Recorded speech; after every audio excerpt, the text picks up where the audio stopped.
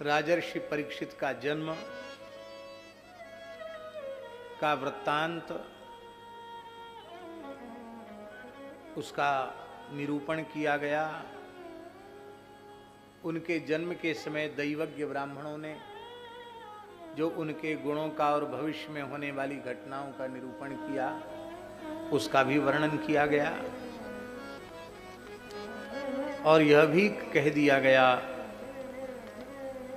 कि यह 3 अश्वमेध यज्ञ संपादित करेगा। विदुर जी महाराज इस बीच में पधारे और उन्होंने धृतराष्ट्र को उपदेश किया, और धृतराष्ट्र गांधारी ने विदुर जी के सहित वन में प्रवेश किया। एक बड़ी प्यारी बात है।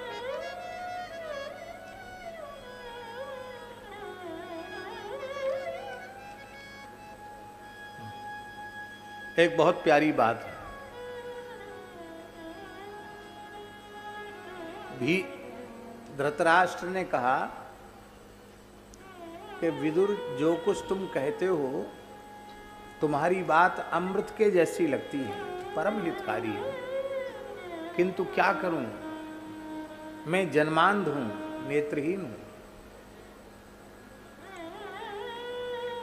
आगतिक गति है, मैं कहां जाऊं।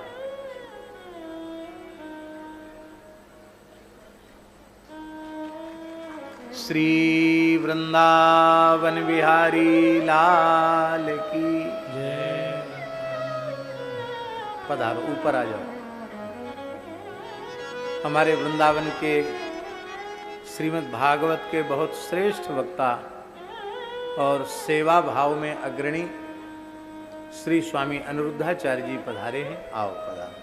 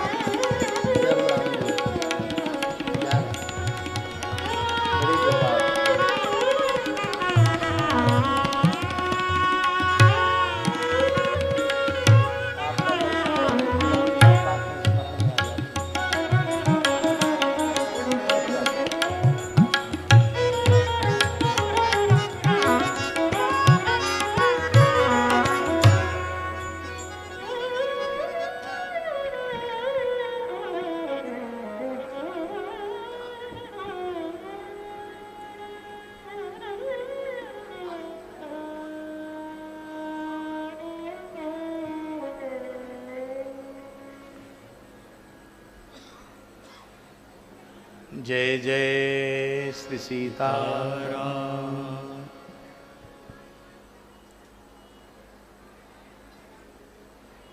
धृतराष्ट्र ने कहा कि मैं नेत्रहीन हूं, जन्मांध हूं, और परम पतिव्रता गांधारी ने विवाह के पूर्व ही यह ज्ञात होने पर कि जिनसे मेरा पाणी ग्रहण होगा वे जन्मांध हैं, वे ही संसार को नहीं देखते तो मुझे संसार क्यों देखना। उसके आंख पर पट्टी न होती तो कोई बात नहीं थी, उसकी आंख पर भी पट्टी है, वो अंधी जैसी ही। ऐसी स्थिति में मैं क्या करूं?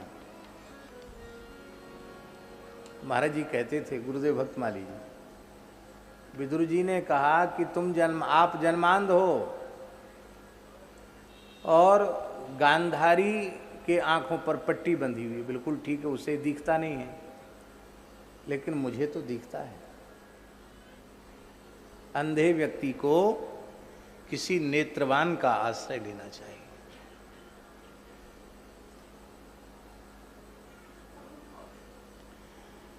1,00,000 नेत्रवान हों अथवा इससे भी कई गुनी अधिक संख्या वाले नेत्रवान व्यक्ति हों और किसी अंधे का आश्रय लें तो सब गड्ढे में गिरेंगे। और 1,00,000 या इससे भी कई गुना अधिक अंधे हों, किसी एक नेत्रवान का आश्रय लें तो बिना गिरे बिना दुर्घटना के सब अपने लक्ष्य को प्राप्त कर लें। और नेत्रवान कौन है?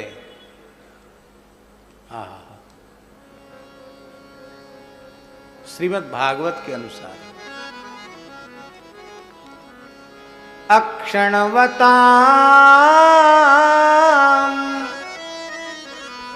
फलमिदं न परं विदामः शक्यः पशूननु विवेशयतो वयस्यै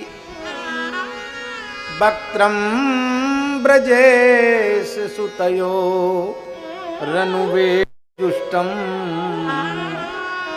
यैर्वा निपीत मनुरक्त कटाक्ष मोक्षम्। विशेष व्याख्यान का अवसर नहीं है। अयि सख्यः, अरी सखियो, अक्षणवताम इदमेव फलम, इन नेत्रवानों का नेत्रवान होने का यही एकमात्र फल है। इससे परम, इससे श्रेष्ठ कोई फल हो सकता है? न विदामा, हम अनुभव नहीं करते कि इससे उत्कृष्ट भी कोई फल हो सकता है। क्या फल है नेत्रवान होने का? वक्त्रम ब्रजेश सुतयो अनुवेणु जुष्टम। केवल श्री कृष्ण वेणुवादन नहीं कर रहे हैं। ब्रजेश सुतयो कृष्ण वलयो अनुवेणु जुष्टम,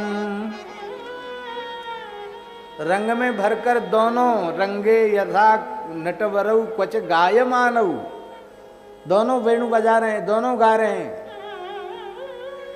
इन कृष्ण बलराम का गैया चराते मंद मंद मुस्कुराते बंसी बजाते दर्शन हो, यही नेत्रवान होने का सर्वोत्कृष्ट फल है। इससे बड़ा नेत्रवान होने का और कोई दूसरा फल नहीं। आहा, क्या बढ़िया बात। महाराज जी, दूसरा अर्थ है वक्त्रम ब्रजेश सुतयो अनुवेणु जुष्टम। ब्रजेशो नंदः ब्रजेशो वृषभानुश्च सुताच सुतश्च सुतयो तयो अनुवेणु जुष्टम। कभी कभी राधा रानी भी बंसी बजाने में साथ रहती है। सुताच सुतश्च सुतयो तयो अनुवेणु जुष्टम, यह अर्थ हो जाएगा कि नहीं? ब्रजेश सुतयो अनुवेणु जुष्टम। आप कहेंगे आप लोग क्या बोल रहे हैं, गैया चराने में राधा रानी कहां से आ गई? जब श्याम सुंदर गोचारण करते हुए वंशी वादन करते हैं, गायें हुंकार करती हुई श्री कृष्ण की वेणु ध्वनि का श्रवण करके जब दौड़ती हैं, उनके खुरों से रज उड़ती है। ऐसे लगता है मानो मेघावली से होकर के बादलों में वो रज उड़ती है, वो लगते बादल। और उस रजाच्छन्न वातावरण का लाभ लेकर चित्रलिखित सी गाय चित्रलिखित से ग्वाल वाल खड़े के खड़े हैं और उस गोरज का आश्रय लेकर के श्री कृष्ण किसी एकांतिक कुंज में प्रविष्ट हो जाते हैं, जहाँ अष्ट सहचरियों के सहित राधा रानी उनकी प्रतीक्षा करती हुई होती हैं और वे अपने प्रियतम को देखती हैं तो ब्रजेश स्वतयोः अनुवेणुजुष्टम, तब वे अपने प्रियतम का प्रगाढ़ प्रेमालिंगन करती हैं तो बांसुरी का एक छोर तो श्याम सुंदर के अधर पर है, एक आगे का थोड़ा सा भाग राधा रानी के अधर पर भी होता है और दोनों एक साथ उंगली नचाते हैं, एक साथ फूंक लगाते हैं, वेणु वादन करते हैं। इस भाव का स्मरण श्री बिल्वमंगल जी ने भी कृष्ण करणामृतम में किया है।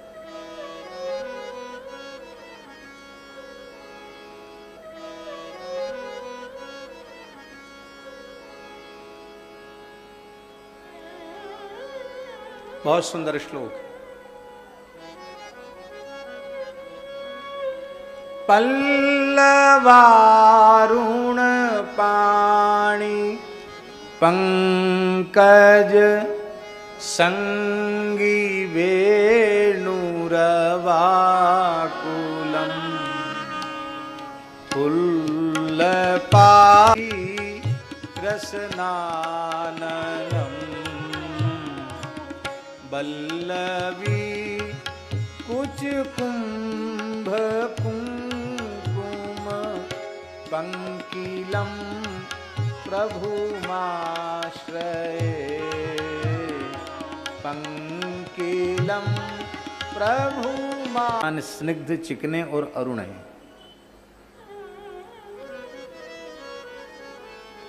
पाद सरोवर कैसे हैं? कमल की उपनी फुल्ल पाटल पाटली परिवाद पाद सरोवर, खिले हुए जो ये वाला गुलाब नहीं, ये तो बिलायती गुलाब है, कृत्रिम जो वस्तुतः देशी गुलाब, चैती गुलाब जिसको कहते हैं, जिसका वस्तुतः गुलाब जल और गुलकंद तैयार होता है, वो चैती गुलाब जो गुलाबी कलर जिसको कहते हैं, उस गुलाब की कोमलता और कांति और सुगंध सबको विलज्जित कर रहे हैं। फुल्ल पाटल पाटली परिवादि पाद सरोवर, परिवादि उनको तिरस्कृत कर रहे हैं जो चरण, ऐसे जिनके चरण कमल हैं। और ऐसे श्याम सुंदर जब बंसी बजाते हैं और राधा रानी दौड़ी हुई आती हैं तो अपने प्राण जीवन धन के दर्शन से जो सात्विक भावों का उद्रेक राधा रानी के हृदय में होता है, उससे एक साथ अष्ट सात्विक भाव अश्रु कंप पुलक स्वेद आदि भाव जागृत होते हैं। उस स्वेदादि भाव के जागृत होने से उनके वक्ष पर जो केसर चंदन कुमकुम लगा है वो गीला हो जाता है और श्याम सुंदर को भी अपनी प्रियतमा के दर्शन करके भावोद्रेक होता है, वो भी स्वेद कंप आदि भावों से युक्त हो जाते हैं।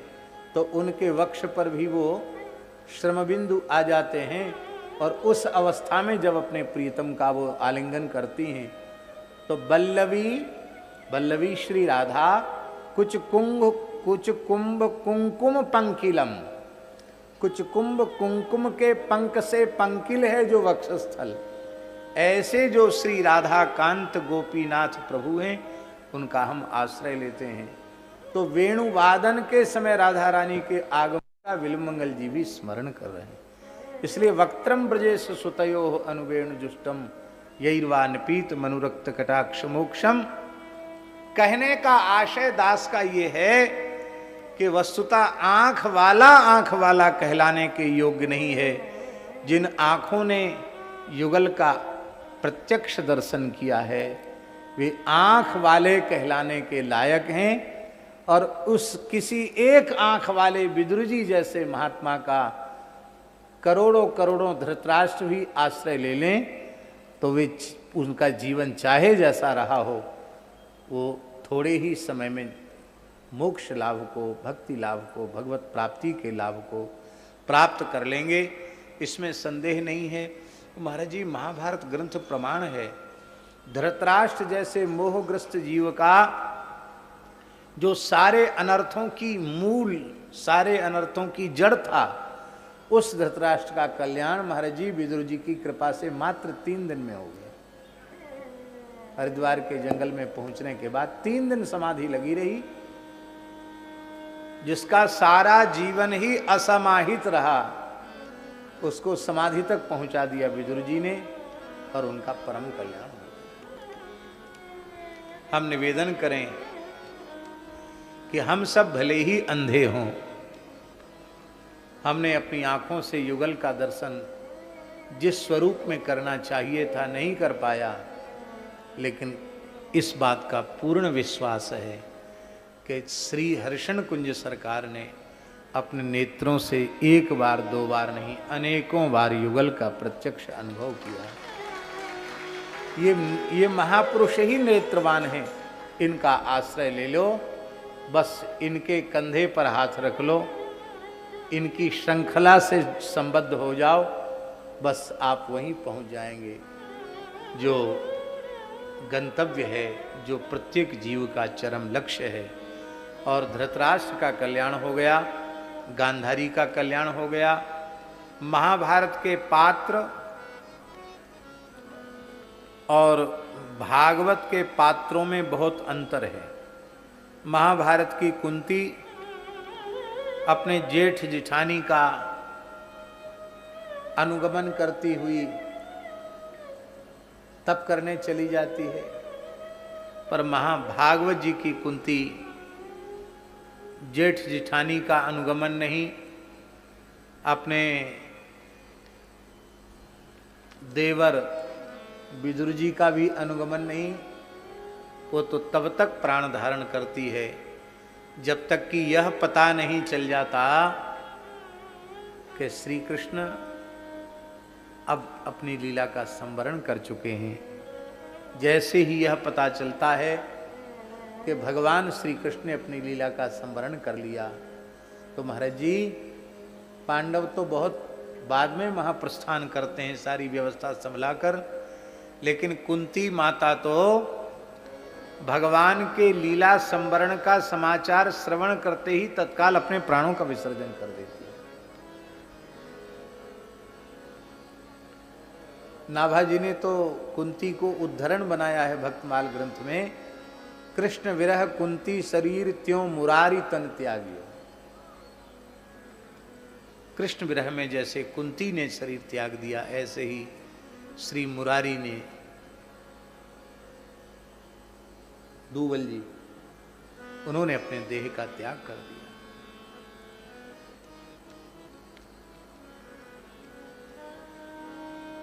पंडित श्री गंगादत्त जी कहते थे, बहुत अच्छे विद्वान थे श्रीमद् भागवत के, लगभग संपूर्ण श्रीमद् भागवत उन्हें कंठस्थ था।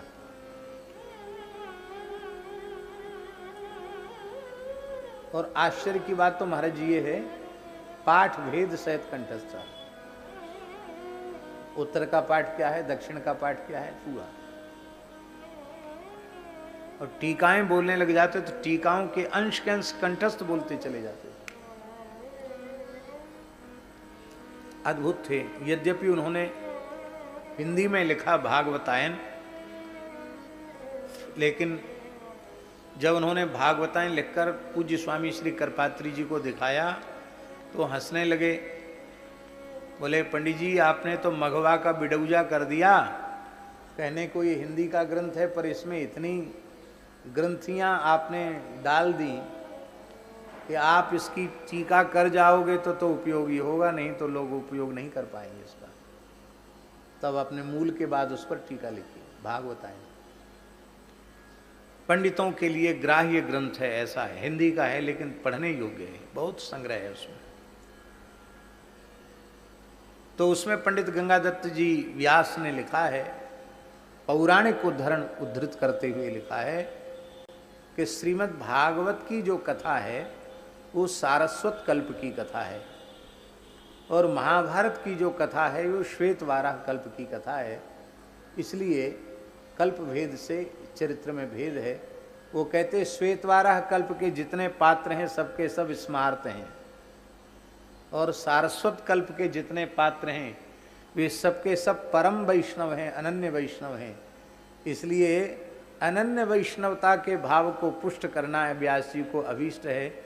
इसलिए सारस्वत कल्प में हुई जो लीला है उसको प्रधान मान करके भगवान व्यास ने उसका वर्णन किया। बहुत अंतर है। महाभारत के पांडव स्वर्गारोहण करते हैं और श्रीमद् भागवत के पांडव स्वर्गारोहण नहीं करते हैं।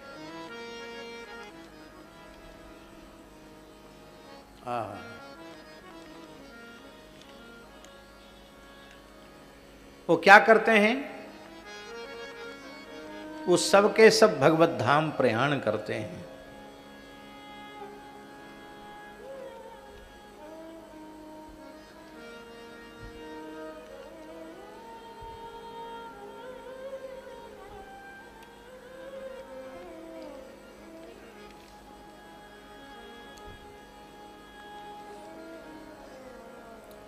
मूल श्लोक श्रवण करें।